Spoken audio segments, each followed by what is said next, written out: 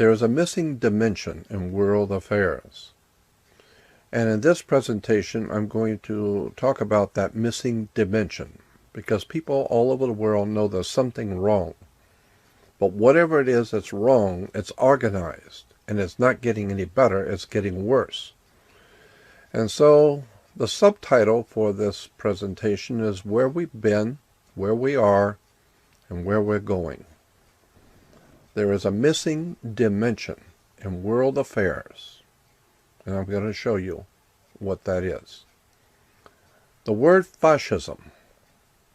If you go to the World Book Encyclopedia and look up fascism, the word is fascism, World Book Encyclopedia, and look up the word fascism, you will see that life under fascism starts off with the political life. In most cases, fascists have come to power after the nation has suffered an economic collapse, a military defeat, or some other disaster. My God, that's us in America. Economic collapse, military defeats, some other disaster. The fascists win mass support by promising to revive the economy and restore national pride. They may also appeal to the fear of communism or the hatred of Jews or other minorities. In time, fascists may gain control of the government through peaceful elections or by force.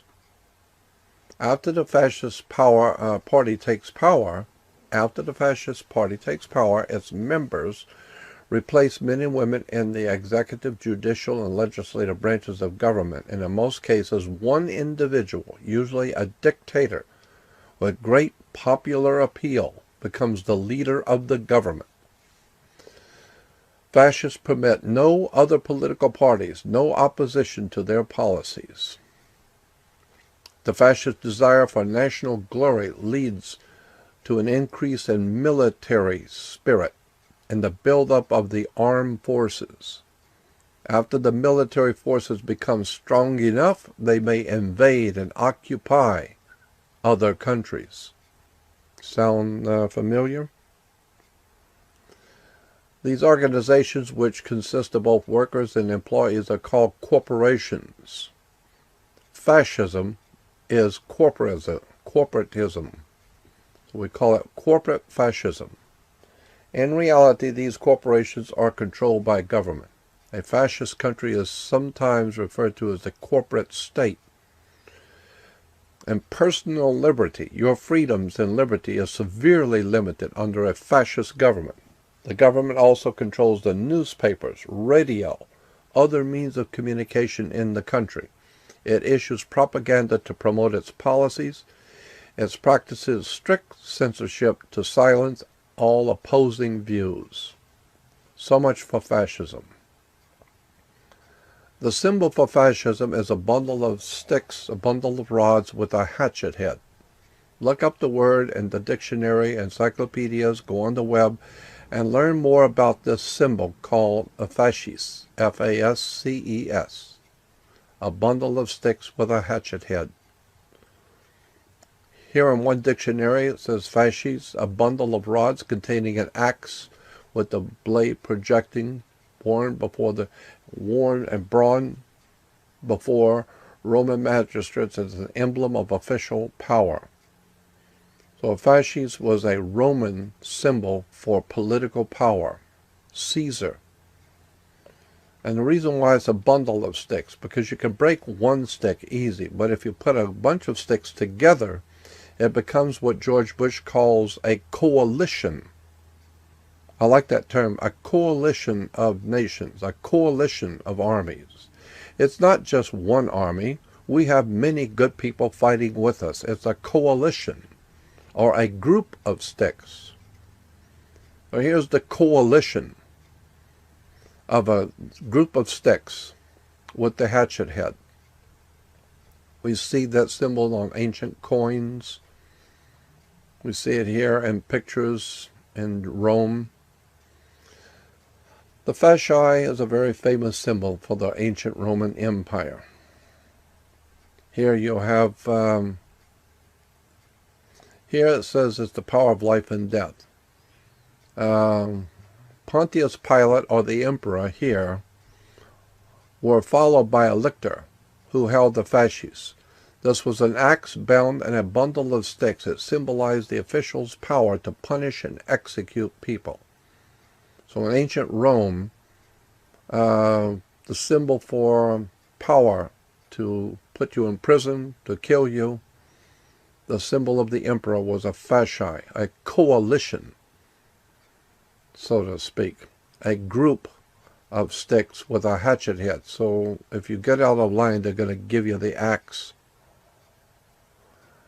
And in reference books on the sacred axe, we have pictures of the sacred axe, the fasci, on the ancient coins. Here's one in 1923, Italy, under Benito Mussolini. Here's Cincinnati, in the city of Cincinnati, holding a fasci. As I said, fascis have been used in political symbolism, and most of the world has no idea in the world what a fascist is. Here it is again. And here's the Romans in a parade carrying the fasces. Here in the United States, where the president gives his State of the Union speech, you will see on both sides of the podium a fascist, because Washington, D.C. represents world fascism. Even on the back of the American dime, you'll have a fascist. Here in Rome, you have the papal tiara, which is the triple crown, the keys of the papacy, the triple crown, and then above the triple crown you will see the double fasci, a crossing of the fasces.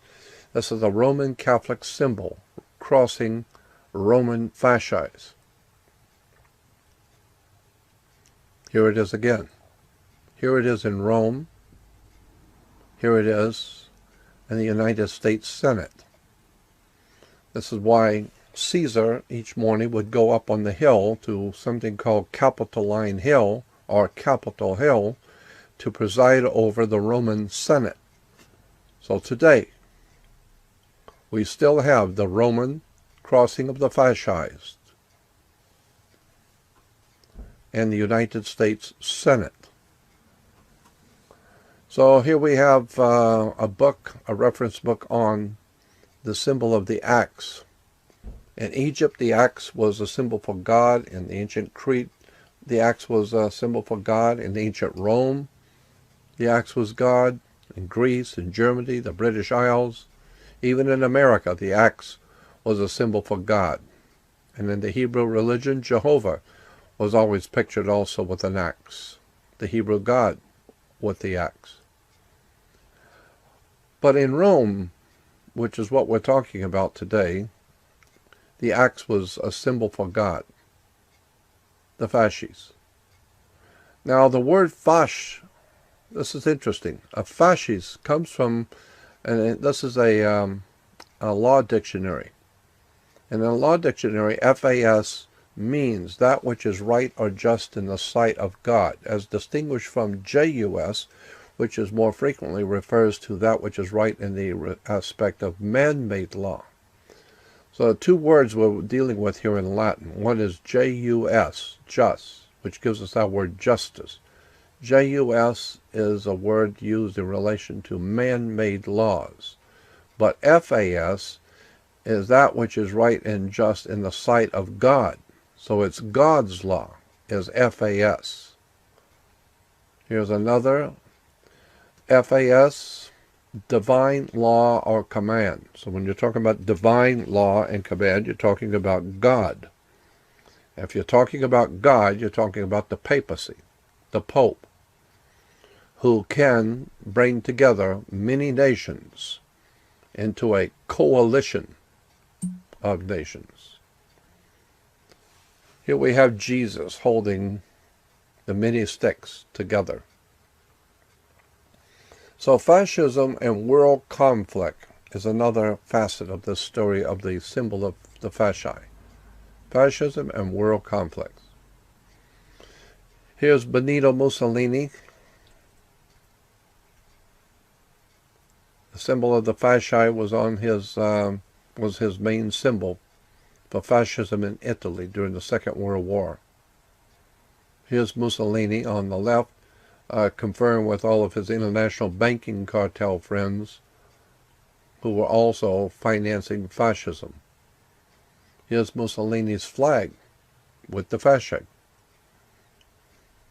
Here is the Mussolini's eagle of the Roman Empire perched upon a fasci. Again, fasci is the law of God. So, when you're talking about Mussolini using the symbol of the fasci to represent the law of God, well then you're talking about God and his law, you're talking about the Vatican. And this is why Benito Mussolini, with all of his fascist dignitaries, went directly to the Pope to get permission and to set up what is called the fascist regime in Italy. Here is Benito Mussolini with some of his high school chums going to see the Holy Father. And let me tell you, there's nothing holy about the Holy Father. This guy is messing around with fascists, murderers, Nazis, drug runners. That's a whole story about the real story of the Vatican. We'll get to that one day soon. But here's Mussolini in the Vatican. And here Mussolini is signing contracts with the Vatican. He was signing treaties and contracts with the Vatican. Here's another picture of Mussolini in the Vatican signing contracts with the Pope. And here's Vatican City-State comes into being, and here you'll see Mussolini with the Vatican dignitaries. So it shows the church and state. This is what America was set up to defend the people against. Collusion between church and state. The Vatican and fascism.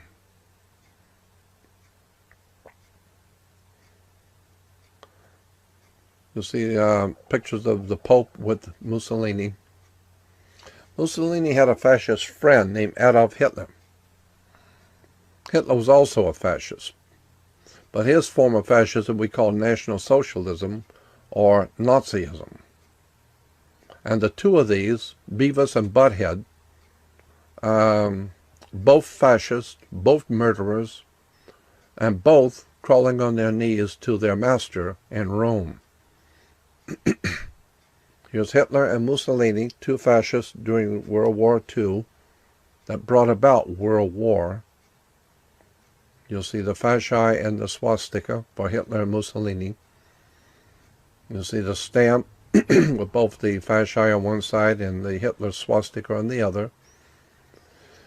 So just as Mussolini had to kiss up to the boss of all bosses in Rome, Mussolini had to go to Rome, as I said, and sign contracts to allow him to become a fascist, bloodletting dictator under the auspices of the Roman Catholic Church. So Hitler and his Nazis had to do the same thing. So they had to go sign contracts with the old mob boss in Rome. So we have many, many pictures of Hitler in the Vatican at the time, signing contracts with the Vatican. So the Vatican was always the presiding overseer over fascism, Nazism, wars, bloodshed, drug running, plundering, raping, and killing throughout the whole world. So if you want to know what's going on the earth, you better check with the Vatican, because that's where it all goes back to. Even Hitler and Mussolini had to first of all pay tribute to the Holy Father, the Grand Master of all evil on the earth. Here's a concordat contract between the Vatican and the Nazis, right in the Vatican. There's Cardinal Pacelli, who later on, shortly after this, became Pope Pius XII. And you'll see in the Vatican, Nazi officials, Nazi officials in the Vatican having tea and crumpets with the most murderous, violent, bloodletting establishment on the face of the earth. Here's Goebbels, propaganda minister for Adolf Hitler, with the German cardinal at the Vatican. So the Holy Roman Empire, when we hear that name, Holy Roman Empire, when Hitler spoke of the Third Reich, he means the Third Empire. He was speaking about the restoration of the Holy Roman Catholic Empire of Europe. Here you'll see the papal mitre with the swastika, the Vatican.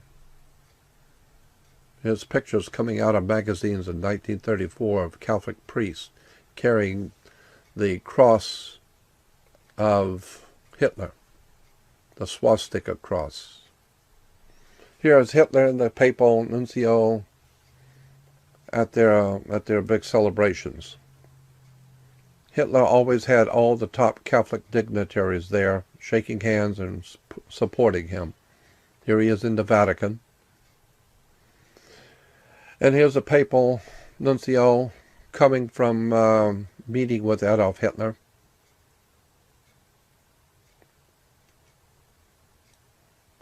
Papacy, Adolf Hitler, and Benito Mussolini, and Franco of Spain. So if you want to know something about World War II, World War I, and World War II, you need to go back to the Vatican, because that's where it all started, where the boss of all bosses lives. Here's Hitler coming out of church in deep prayer. I always took pictures in front of the church. It looked good. People loved it.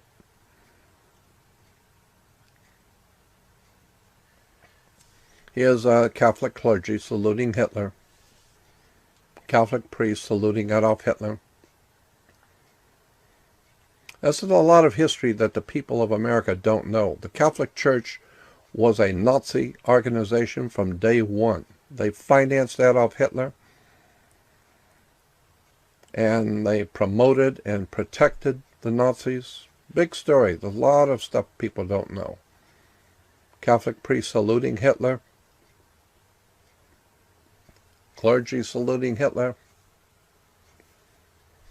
Everywhere you look in Europe, you find the clergy and the Nazis always together. Here's one cardinal overseeing Nazi troops.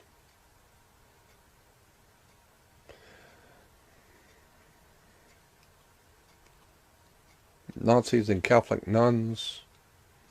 Catholics giving us the Hitler Nazi salute, straight arm salute. Cardinals standing on the podium with all of the Gestapo. People do not realize the Catholic Church is one of the most desperately evil empires on the face of the earth. It's behind Nazism, fascism, all of the destructive wars, violence. It's a hidden dimension in world affairs. Then, of course, we also have them shaking hands with Hitler. Here's the Catholic with their flags, the flag of Christ with the swastika in the middle. Nazis celebrating Catholic bishop. You'll see up there in the background, you'll see the Catholic symbol of the Cairo. There's all the German Catholics there under the Nazi flag. There's the SS and the brown shirts attending church. Afterwards, they could go out and kill women and children, but they had to go to church first. There's another big mass rally of the people of God, God's chosen people, worshiping the Lord under the swastika.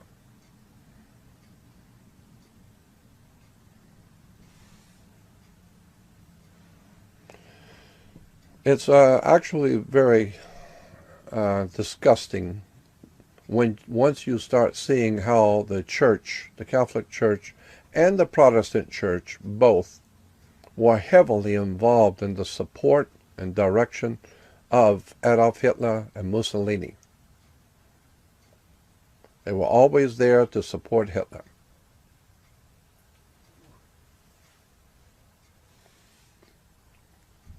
Here's the Catholic cardinals shaking hands with the top Nazis and murderers.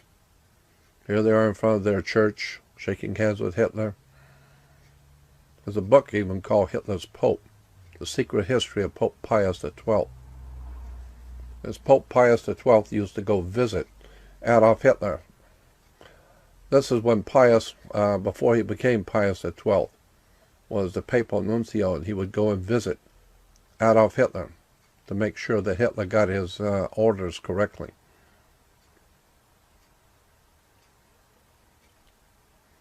As I said, the Nazis in church, they were big on going to church. The Nazi cross, Christian cross.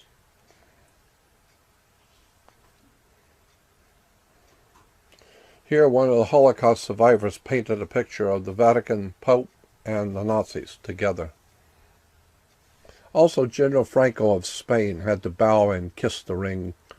So this is General Franco of Spain with all of his fascist murderers going to the Vatican and kneeling and bowing down and kissing the ring of the Pope. Should tell you something about the Vatican.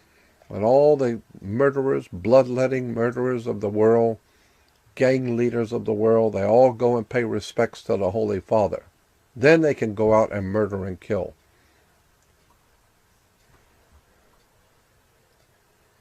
Kissing the ring of the Pope.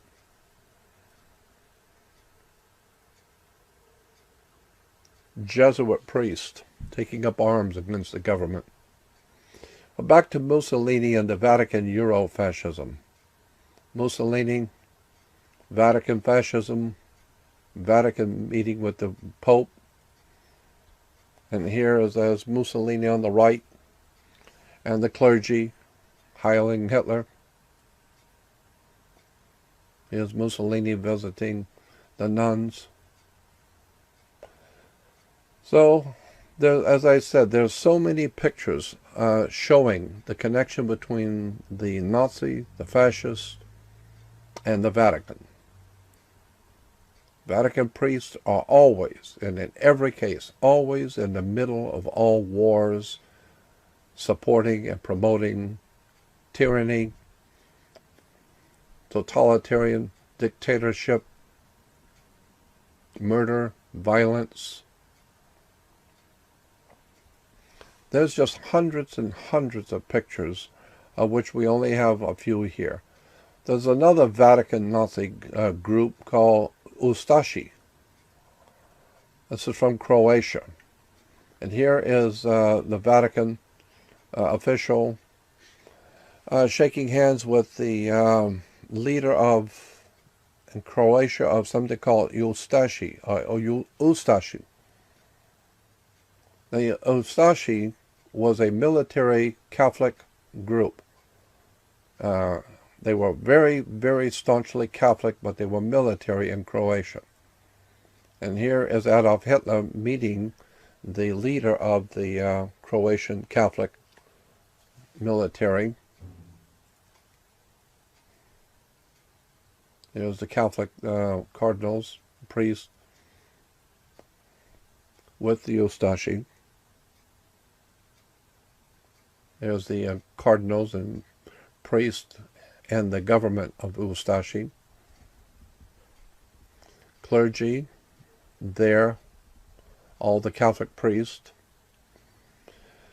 But who was these Ustashi who were connected directly to the Franciscan order and the Vatican behind the scenes?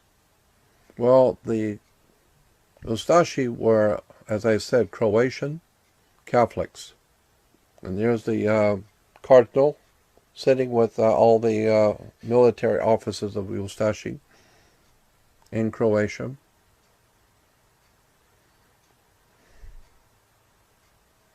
Here they are in the Vatican, meeting with the Pope. And just keep in mind, these guys here meeting with the Pope in the Vatican, Ustashi, Croatian, Catholic, Vatican. There was something called the Vatican rat line. We'll get into that another time. But the Vatican rat line was set up by the papacy, by the Vatican, so that when the Second World War was over, the Vatican wanted to get all of their top people, all the top Nazis and fascists out of Europe, so they didn't get killed and put in prison. So the Vatican set up something called the Vatican rat line, in which the Vatican gave safe passage, money, false passports, false identification to all the top Nazis to get them out of Europe quickly before the Allies and the Russians got into Germany. So go do some homework and research on the word Vatican rat line. That's a very interesting subject. Adolf Eichmann was gotten out of Germany by the Adolf Eichmann, Klaus Barbie, Joseph Mengele. All of these guys were all protected by the Vatican through something called the Vatican rat line. Anyway, the Serbian people were encouraged to show respect and love for the Vatican's Holy Father by converting to Catholicism.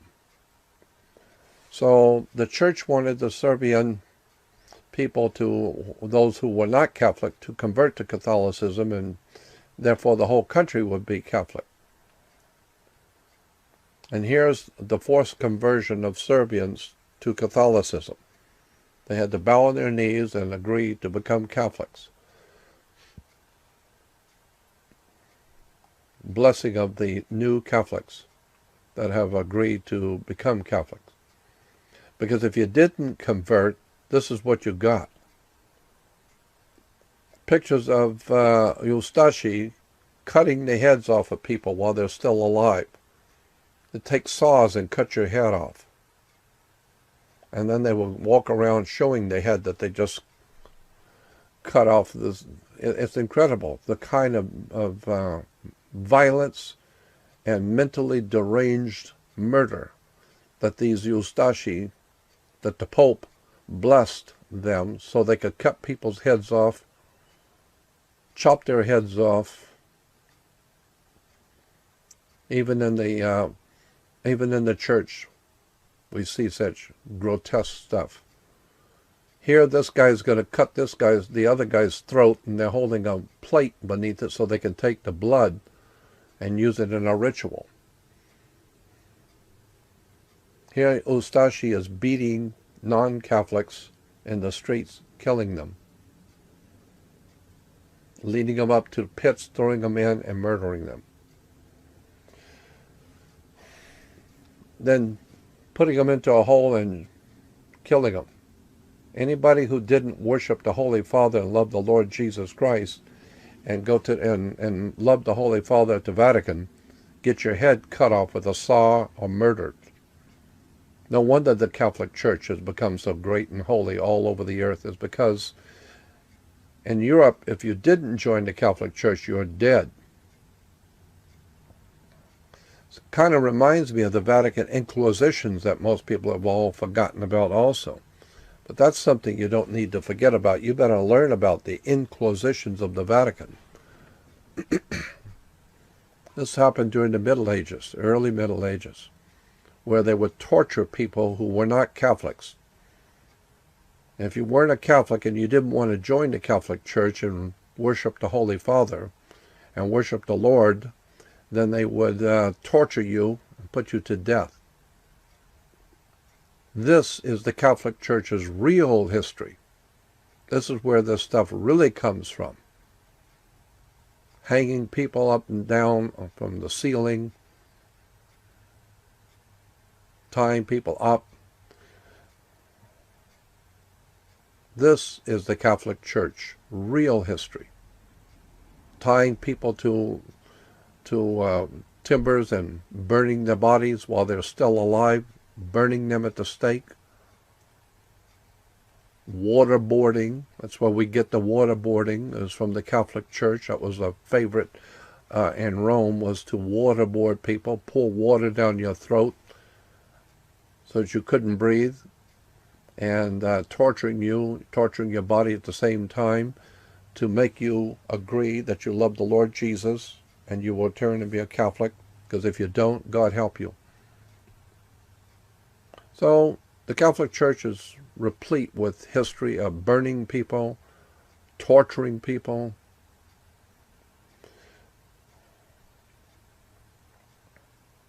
cutting, murdering, torturing.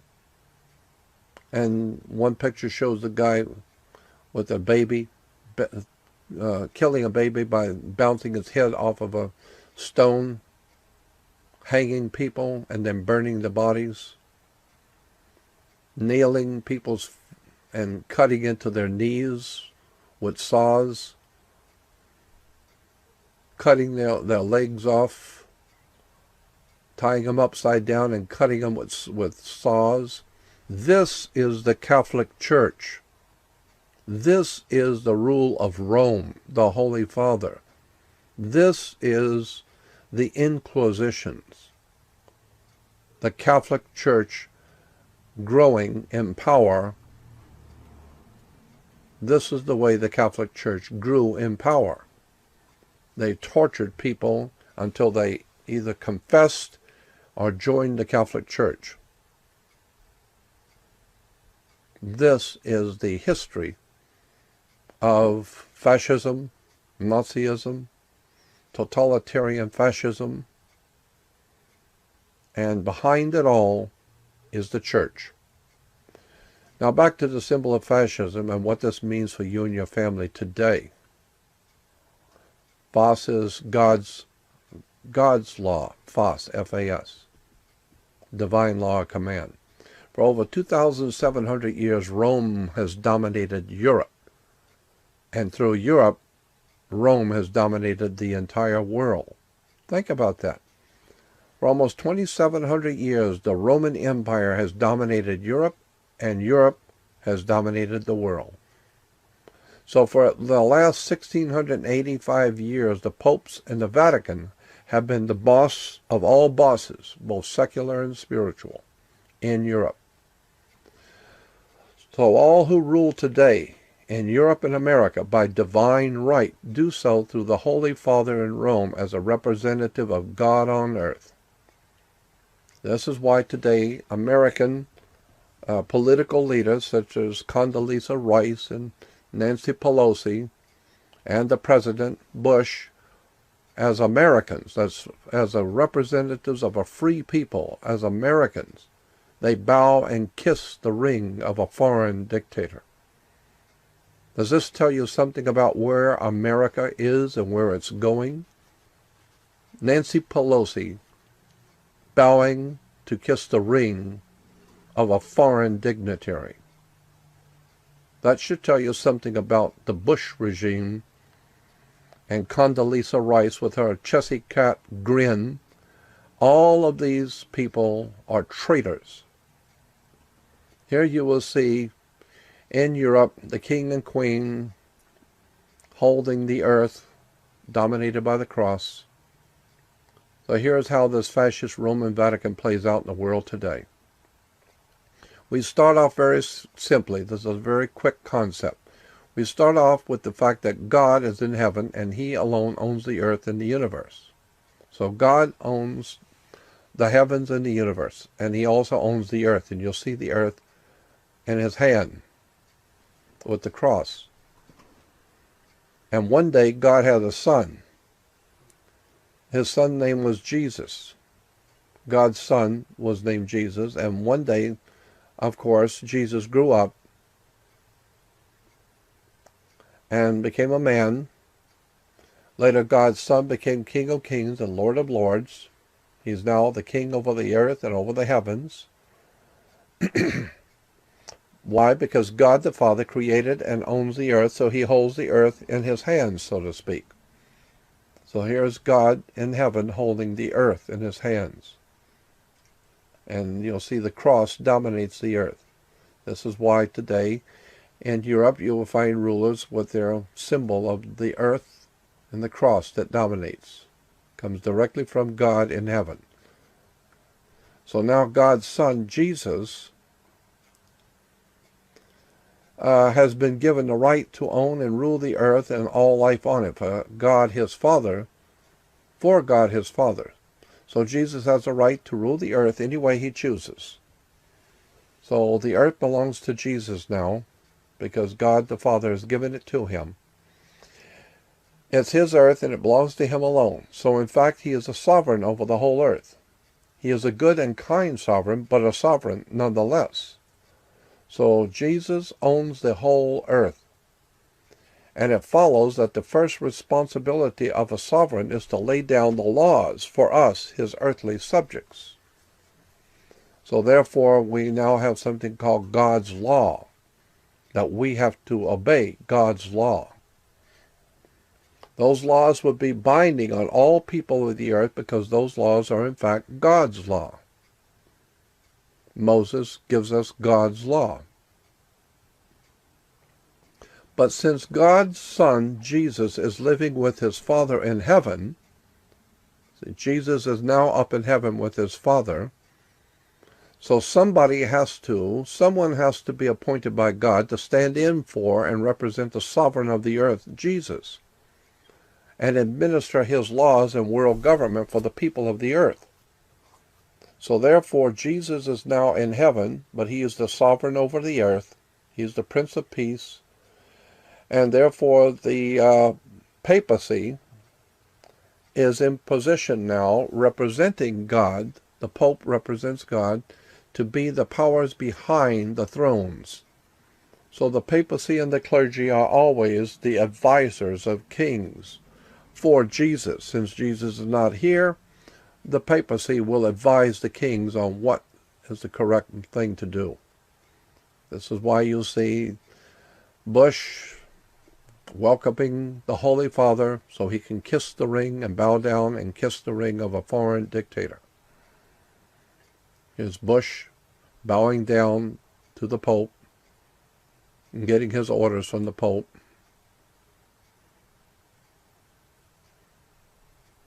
It's actually frightening when you know who these people are and how this stuff really works. If you don't understand how church and government and commerce work, then you're not going to see anything in this. But if you begin to look at this thing, you begin to see there is no division between church and state. The Vatican, papacy, the Holy Father sits right in the Oval Office. Here Bush goes to visit the Pope in his office.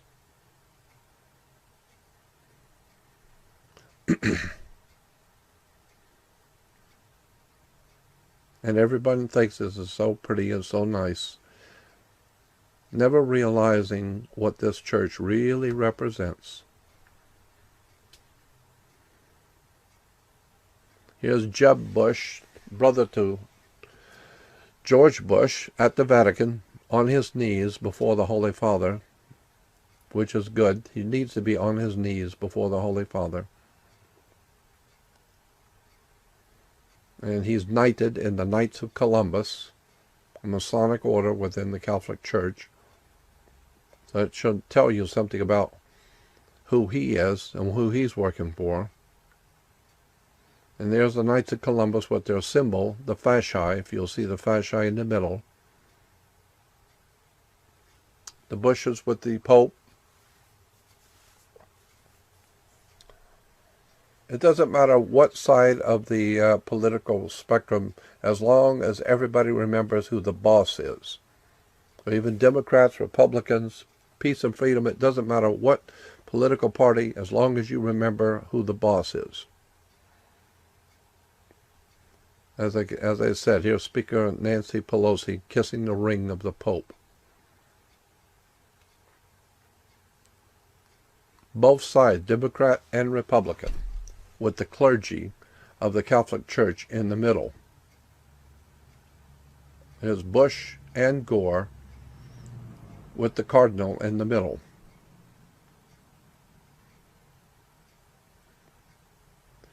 Kennedy and Nixon, Catholic clergy in the middle.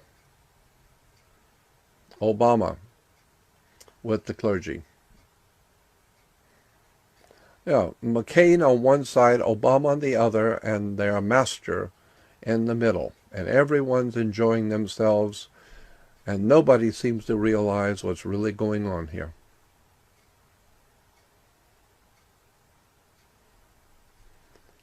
Tony Blair, who just converted to Catholicism. This may also explain the European Union, because the European Union, the paperwork for the European Union to bring it into being was signed in Rome. It was signed before a statue of the Pope. So the EU, the European Union, is a Roman Catholic idea, signed in Rome under the statue of the Pope. I should tell you something about the EU. Oh, and we don't want to forget the Vatican's Knights of Malta, who helped the Pope make all this deception and human carnage possible. So just a few words about the Knights of Malta, Masonic order in the Catholic Church. It's a military order. It's a sovereign military order of Knights of Malta, which is a Catholic Masonic order. And here's the symbol for the Masonic Order of Knights of Malta, the Maltese Cross. The Maltese Cross is worn in British wear, the Catholic Cross of Malta. The Queen Mum, she wears the Knights of Malta Catholic Cross. That tells you who her boss is. Here's Kaiser Wilhelm in the 20s wearing the Knights of Malta Cross. The Germans, the Prussians, all of them wore the Knights of Malta Cross, including Reinhard Gehlen. That's a whole story in itself, Reinhard Gehlen, who helped found what we call the CIA, was founded by Knights of Malta. Dulles and Reinhard Gehlen, a bunch of Knights of Malta Catholic Nazis founded what we call today the CIA. That's another whole story. Here's Reinhard Gehlen, Knights of Malta. The Knights of Malta Cross again with the Hitler swastika in the middle.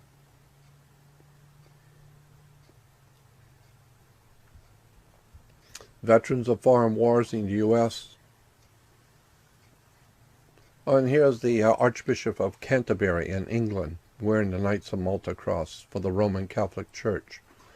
Knights of Malta Cross on the Archbishop of Canterbury wearing the Nazi Knights of Malta Cross of Rome. That should tell you something about that chump. Maltese Cross, you find it everywhere. Here it is again. On a Catholic order. On a Catholic order, you'll see the Knights of Malta Cross. Same headdress that the Ku Klux Klan wear, if that tells you anything. And here's in New York City, the guy who would be President of the United States is also a cross-dresser.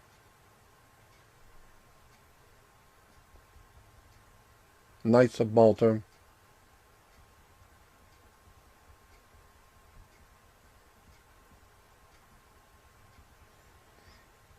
Watches.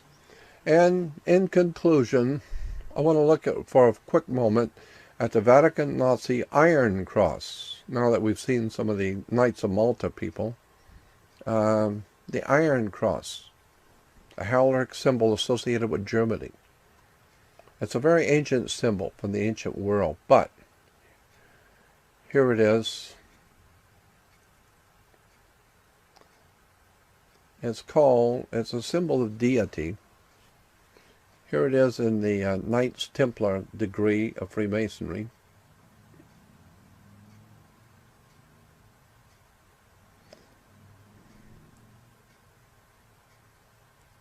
The Order of the Knights of Templar with the German cross, or what we call the German Iron Cross. And it's on comic books. Comic book, Masters of the Universe wear the Iron Cross, the Vatican Iron Cross, Knights of Malta Cross. Even Arco is the Iron Cross. Here it is in Los Angeles on the fire department, the Iron Cross, the German Nazi Iron Cross.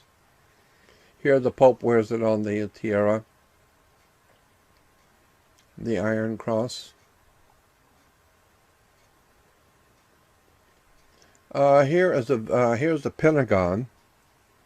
Interesting, in front of the Pentagon is a helicopter pad. The helicopter pad was an Iron Cross, Catholic Vatican Nazi Iron Cross, as a landing pad at the Pentagon. I don't know what that tells you about the Pentagon. It should tell you something. It's on churches everywhere. You'll see the Iron Cross of the German Iron Cross.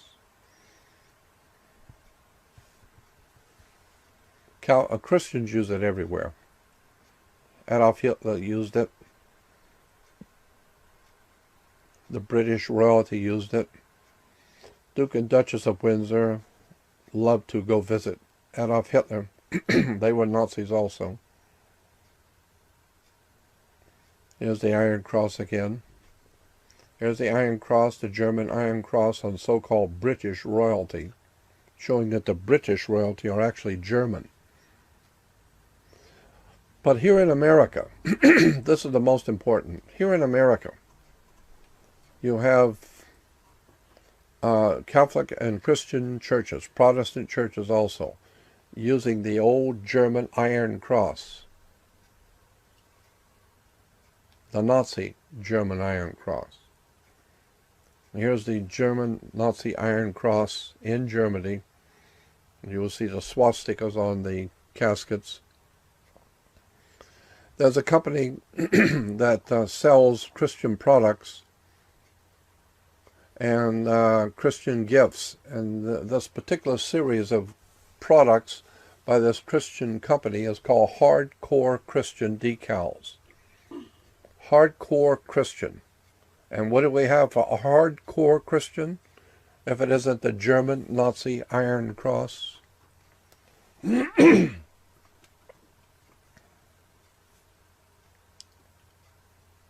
Here it is, made in the USA. Hardcore Christian, Nazi Iron Cross. So what we're being told is that a hardcore Christian is a big-time Nazi.